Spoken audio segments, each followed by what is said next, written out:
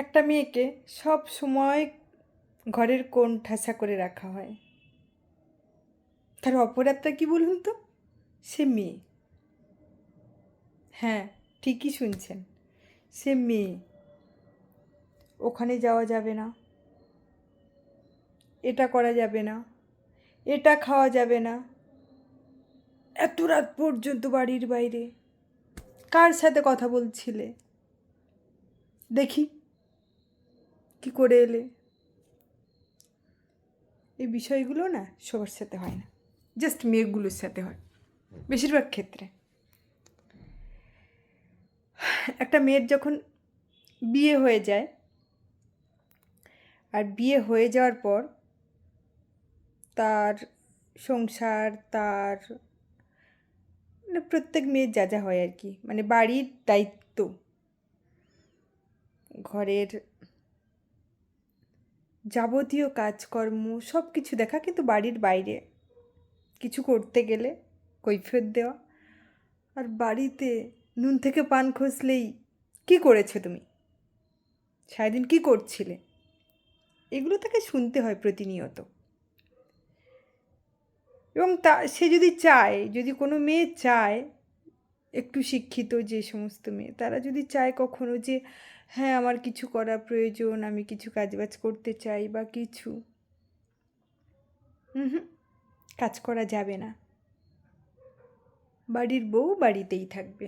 কেন কাজ করা লাগবে, কী কাজে লাগবে বলে তাকে একটা সুগৃহিণীর তকমা দিয়ে বাড়িতে আটকে রাখা হয়। না ঘটুক কারুর জীবনে, বাট আমার চোখে সামনে দেখা একটা অভিজ্ঞতা থেকে বলছি। হঠাৎ করে না সেই পরিবারের কালো মেঘে ছেয়ে গেল, সেই পরিবারের প্রধান সেই ব্যক্তিটা হঠাৎ অ্যাক্সিডেন্টলি মারা যায়। একবার ভেবে দেখেছেন?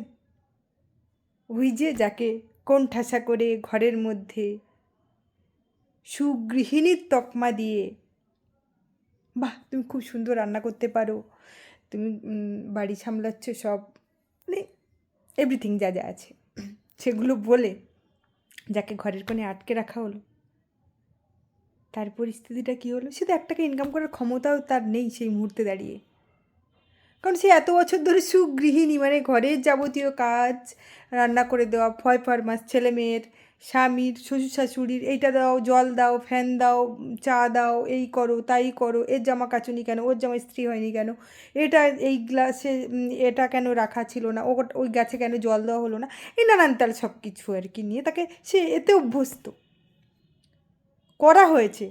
কোনো এক সময় সেও তো চায়নি, কিন্তু তাকে করা হয়েছে। হঠাৎ করে ওই ব্যক্তির চলে যাওয়াটা তার জীবনে কতখানি, মানে আকাশ ভেঙে পড়ার মতো তার মাথার উপরে।